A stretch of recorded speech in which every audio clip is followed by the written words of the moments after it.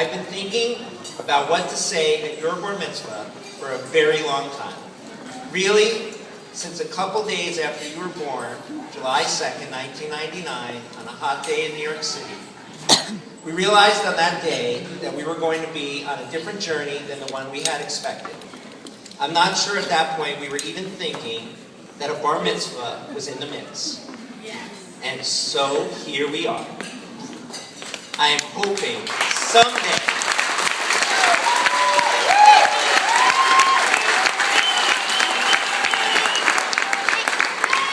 Max, behold what you have just done, the man you have become, and I just hope someday you come out of your shell. Now, as I reflect on Max, I really don't know how to describe the depths of the love and happiness he brings to our lives, our sheer amazement at his accomplishments. He has, at every stage of his life, exceeded our wildest hopes and expectations, capped today by the Torah, Devar Torah, Haftorah, and all the prayers and readings we all just witnessed. Now, I guess we should not be surprised. As Audra said, Max Rubin has been preparing for his bar mitzvah for going on 6 or 7 years now. He has been staying up late, waking early, to watch other people's bar mitzvahs from around the world on YouTube, on barmitzvah.com, and anywhere else you can find it. Literally, I would wake up at 6 in the morning, stumble out of my bedroom, and find Max huddled on my iPad in the kitchen, watching some kid from Ohio doing a horror and techno, and Max taking notes. He has prepared tirelessly for his readings today with a passion, love, and dedication that he has shown that reflects his amazing approach to life that many of you have had the pleasure to experience. Whether it's school, camp, golf, Little League, physical therapy, speech lessons, homework, reading the garden, shooting hoops, in the pool, playing Wii, whatever, Max is always in a great mood, always excited, and always smiling with joy. He has a truly infectious approach to life, and we can all benefit from witnessing and adopting it. One of the most incredible things about Max is his utter and complete love of everyone. When Max sees you, you can bet that a big smile, a huge hug, and a bright warm light is coming your way. Wow, Dad, epic.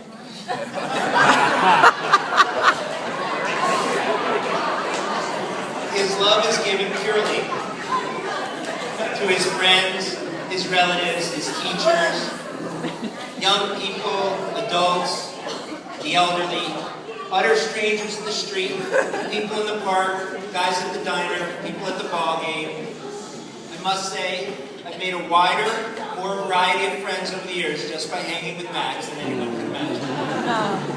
I'm going to give you an example of life with Max. One weekend, Max and I were bowling at the Bowmore Lanes in the village, common pastime on a weekend morning.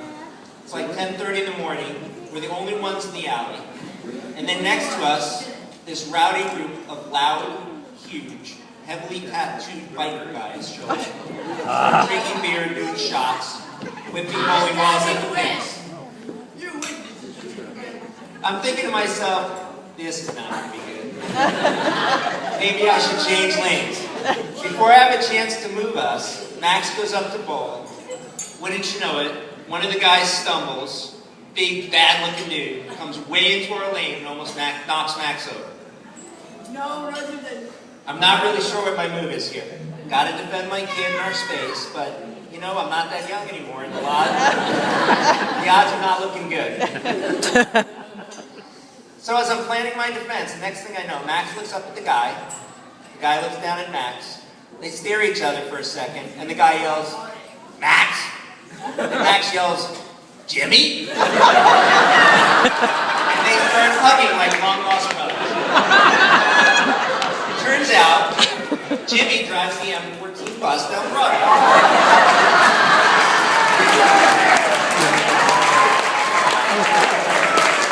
About 5 years ago, Max used to take that bus to school before I knew. Jimmy is now nearly in tears. He's bear-hugging me, telling me how much he looked forward to the bus stop every morning, and how much he missed Max and his hugs, and warm back slaps whenever he would stop. The next thing thing you know, it's 10:30 in the morning, and I'm drinking beer and doing shots.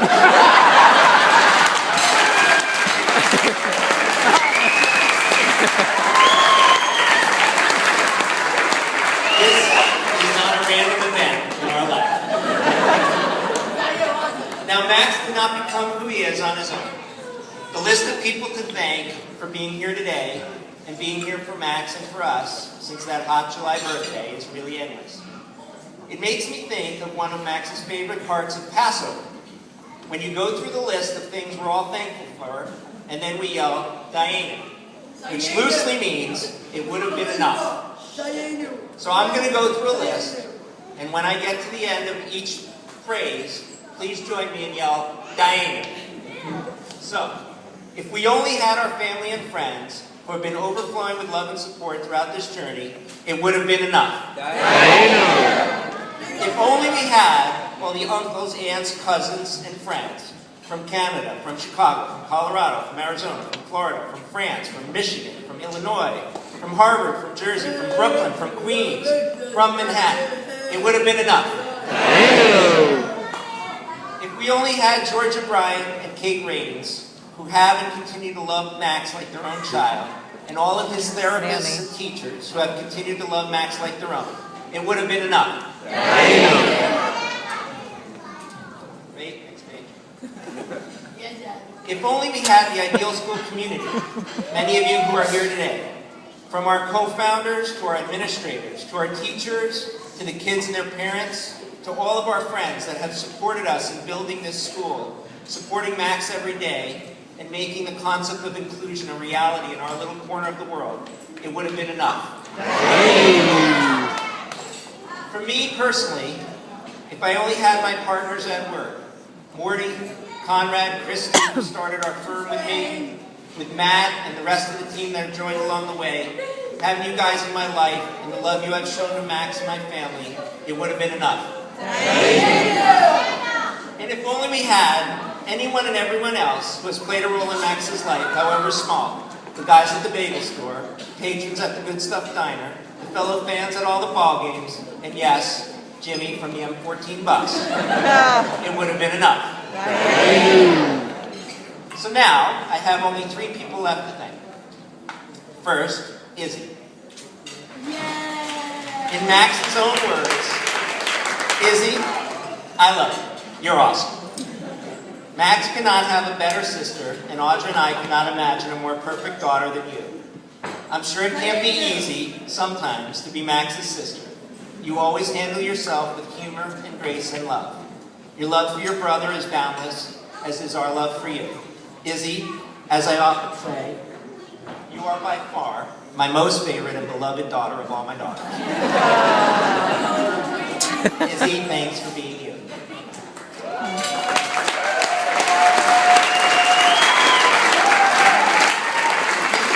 Next, Audra.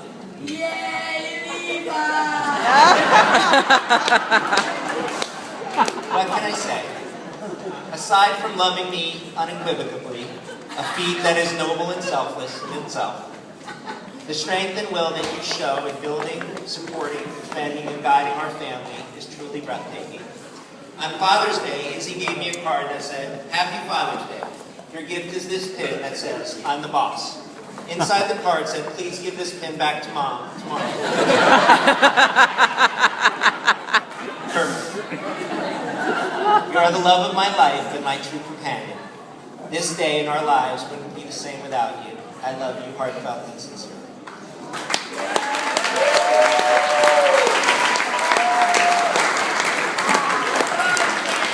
And last, but surely not least, Max.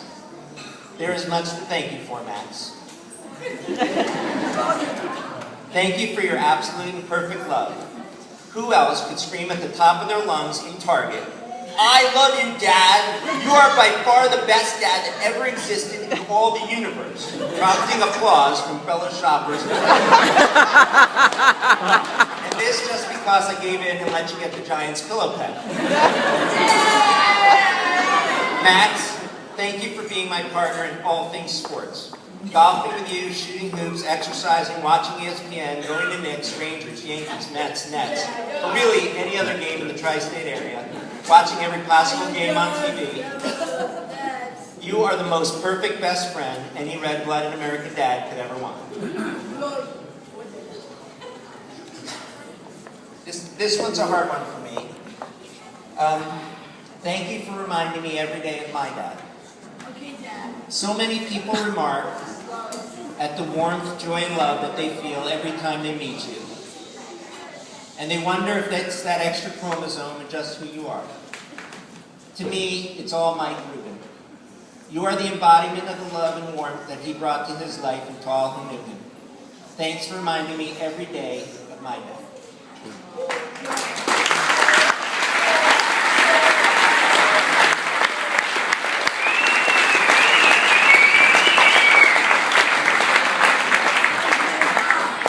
And Max, thanks for making me a better person. Your love of life and of people, and your living in the moment, has given me a better and more pure appreciation for what life really is all about. Who knew you could learn so much from what's important in life from your own kids? Max Rubin, as you said this morning, you are awesome. You are the best son that ever existed in all of the universe. Now,